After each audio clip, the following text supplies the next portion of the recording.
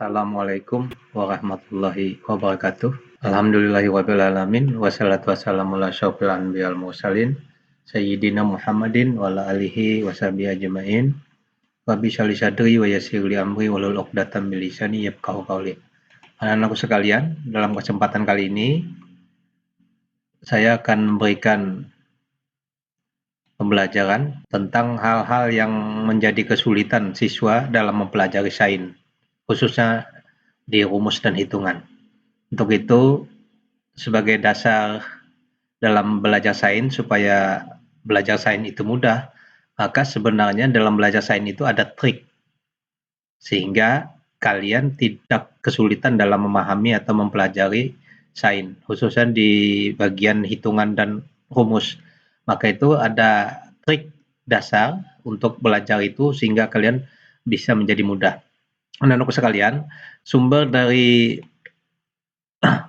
pada pembahasan trik dasar dalam memudahkan kalian dalam belajar sehingga nanti sampai kalian perguruan tinggi itu tidak kesulitan dalam memahami rumus maupun hitungan, yaitu dari buku yang saya tulis sendiri, yaitu Trik Dasar Mempelajari IPA, Konsentrasi Hitungan dan Rumus. Buku ini acuan kita untuk belajar selanjutnya, sehingga nanti pelajaran ini akan berkelanjutan karena bukunya cukup banyak, trik dasarnya ini, maka harus kalian ikuti, dan ini berlaku, konsep ini adalah sebenarnya berlaku tidak hanya untuk di SMP saja, sampai ke perguruan tinggi, SMA, SMP, SD bahkan. Jadi ini berlaku sehingga kalian tidak kesulitan dalam memahami dan mempelajari ilmu sains.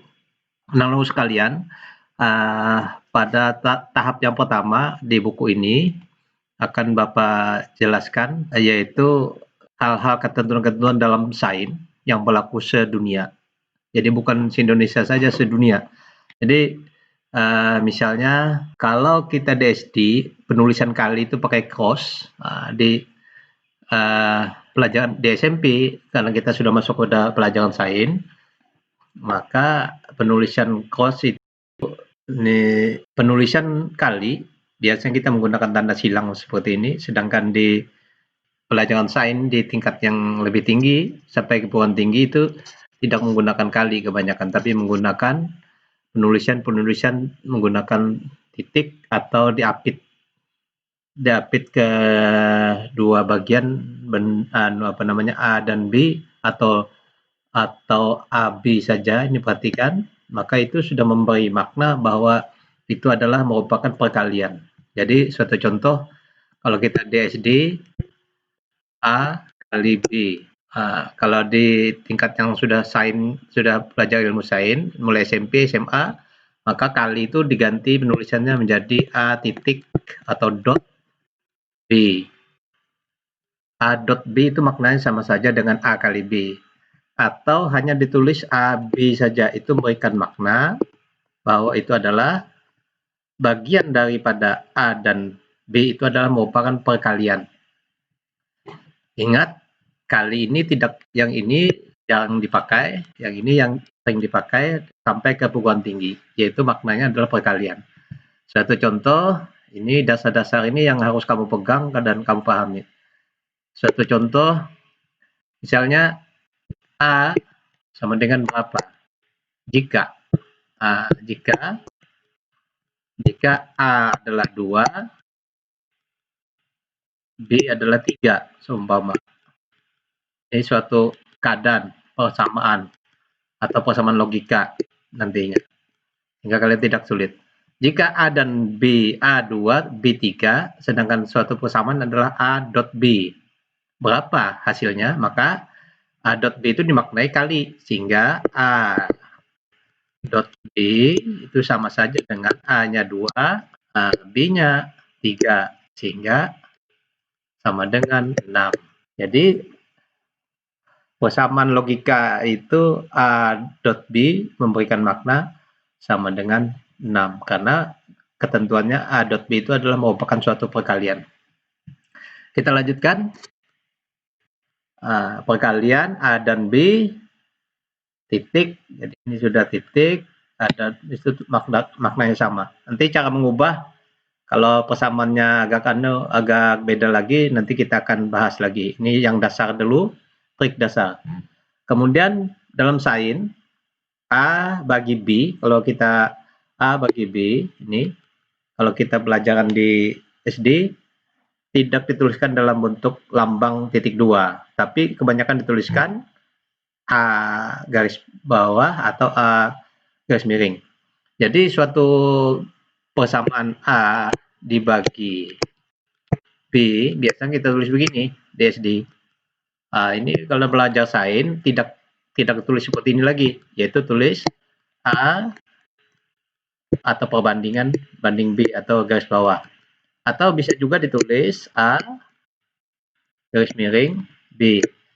Ini memberikan makna kalau A dan B itu merupakan pembagian. A dan B itu pembagian. Jadi tulisan yang umum digunakan adalah yang atau yang ini.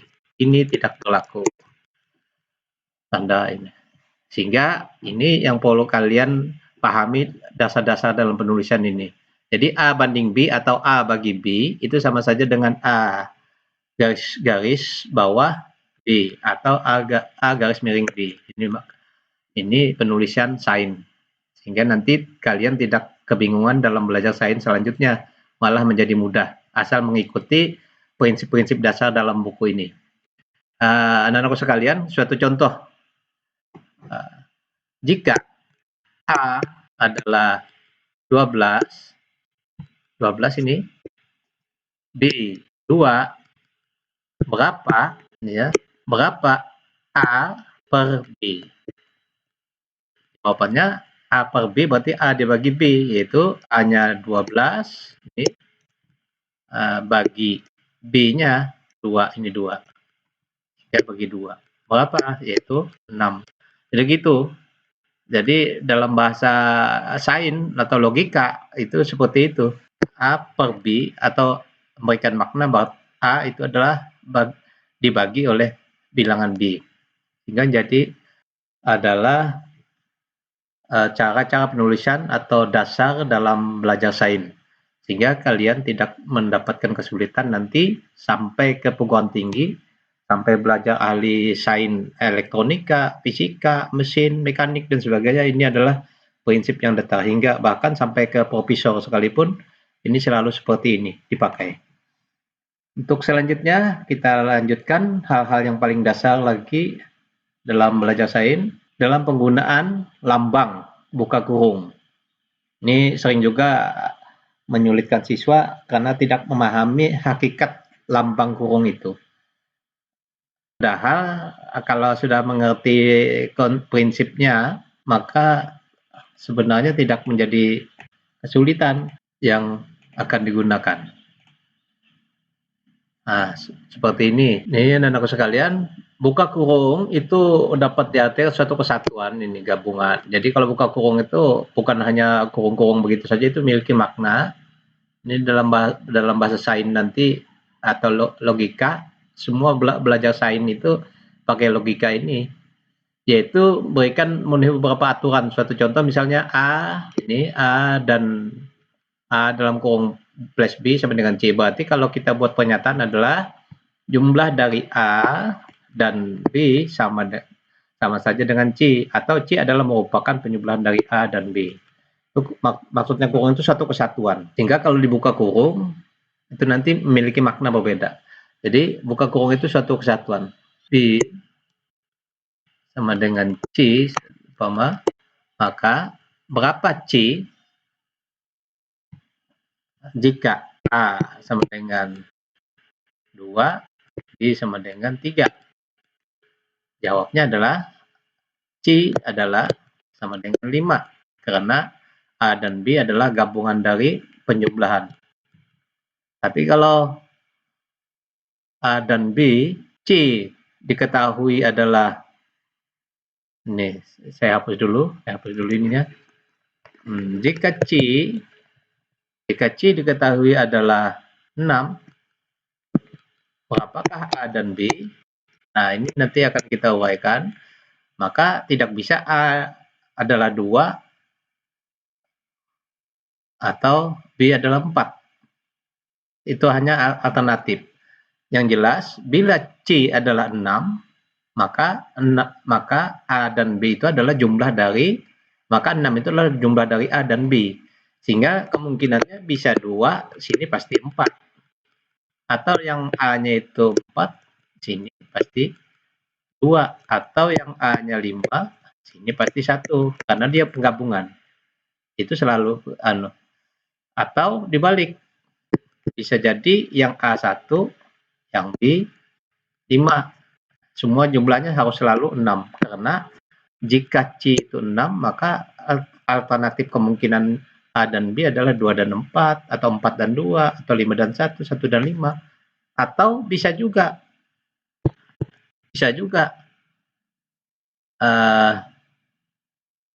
sini min 1, sini 7 gitu. Min 1 plus 7, 6. Sama saja. Jawabannya tidak ada kepastian kalau masih begini memang. Karena tapi prinsipnya adalah ini gabungan. Nanti akan kita bahas bagaimana mencari C, bagaimana mencari B pada pembelajaran sains berikutnya. Ini trik. Jadi kita harus pahami dulu A dan B itu adalah merupakan gabungan. Kalau dalam kurung itu merupakan satu kesatuan gabungan.